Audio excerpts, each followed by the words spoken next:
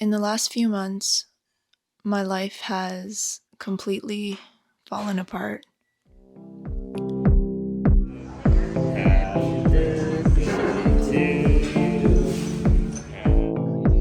Earlier this year, I turned 29. Make a wish. Then, shortly after that, my husband, whom I've been with for 7 years, and I decided to split up.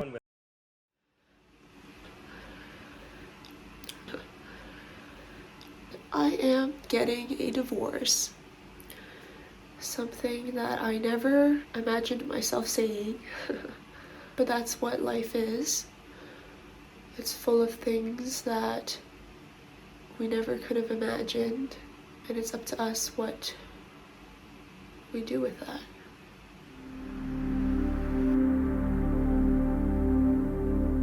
At first, it felt like I was dying. I mourned the death of the life we built together, the home we spent the last months renovating, the future I dreamt for us, the children I thought we would have. I mourned the version of myself that stood by your side. During this time, I struggled with the most basic of activities: eating, sleeping, getting up. All I could do was lean on close friends. There were 1,000,001 things I needed to figure out, but the first thing on my list was learning to live again. There's something about losing everything that's both terrifying and liberating. I teetered on the edge between giving up and finally reaching for everything I've ever wanted. Maybe it was the weightlessness of having nothing, but somewhere along the way, I found the will to finally make the changes I've wanted for myself for a long time. I quit weed. I started antidepressants. I made more time for friends. I sang. I walked. I walked a lot, actually. And slowly, color returned to my days. The hardest thing about hitting rock bottom is not turning cynical, remaining open to still experiencing the good that's still left in life. I still have joy in my days, however small.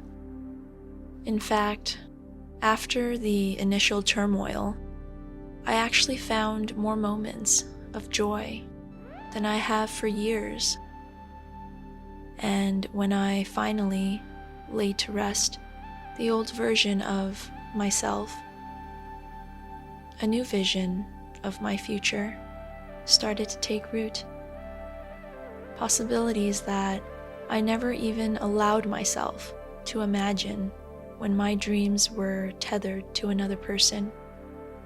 Some branches were filled with ecstasy, others with terror, but all of which were mine. Eventually, when my spirit was somewhat mended, I got down to business.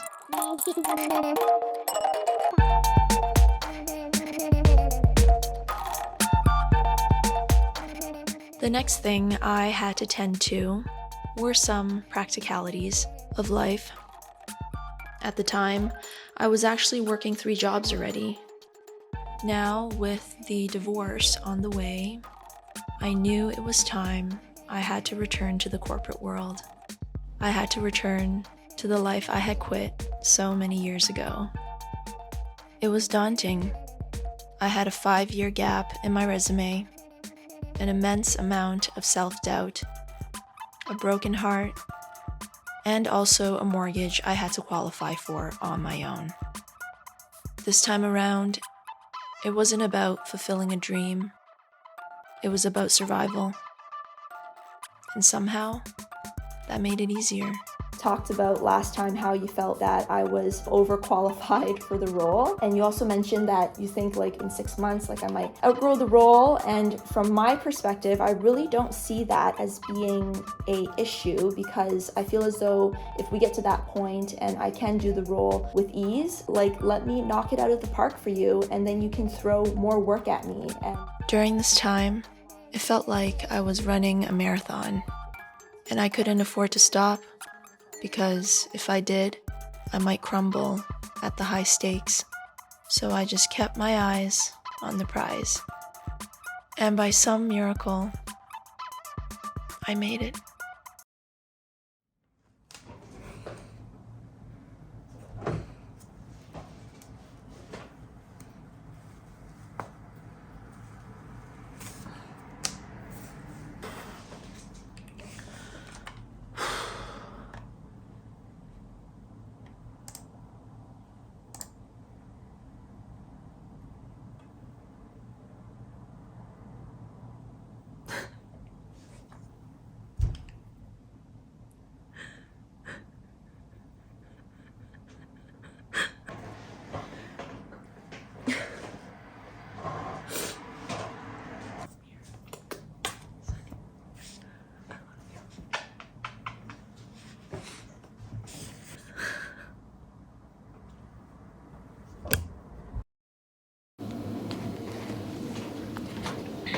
I just got done editing the video, and I just wanted to take a moment and reflect on everything that's happened these couple of months. Obviously, when we first broke up, it felt like the absolute worst thing had just happened in my life. But I have come to realize now that it was strangely the catalyst that I really needed in this point in my life in order to do some of the things that I needed to do for myself. And I am also realizing now, thanks to my therapist, how much of my life I've spent obsessing over preventing people from abandoning me. And somewhere along the way, I had actually abandoned myself. I wasn't looking out for myself in ways that I really should have been. And the crazy thing is that I am realizing now that I've actually been bracing myself for this moment for my entire life. As a kid, I watched my father leave my mother and I watched my mother do it all on her own. And I guess because of that, it's always been in the back of my mind that people can leave at any moment and that you have to be ready, be able to make it on your own. And even though I've always thought that way and I've always wanted so badly to be this strong, independent woman that can do it all herself, like my mother, I guess I never truly believed that about myself. And now that my worst fears have finally transpired, I actually feel so much relief. I see now how this is a blessing. It is actually an opportunity for me to finally prove to myself that I am that person that I've always wanted to be. I am that bitch. You know what I'm saying? It's been a bit of a ramble, but I will end off with saying thank you to all the precious people that still bother to drop by my itty bitty channel to check on this random girl that overshares on the internet. I'm still alive. I'm staying hydrated. Anyways, there is just something about making these videos that really makes life less shitty for me. It really does. So I fucking love you, and I hope you'll still be here for my next video.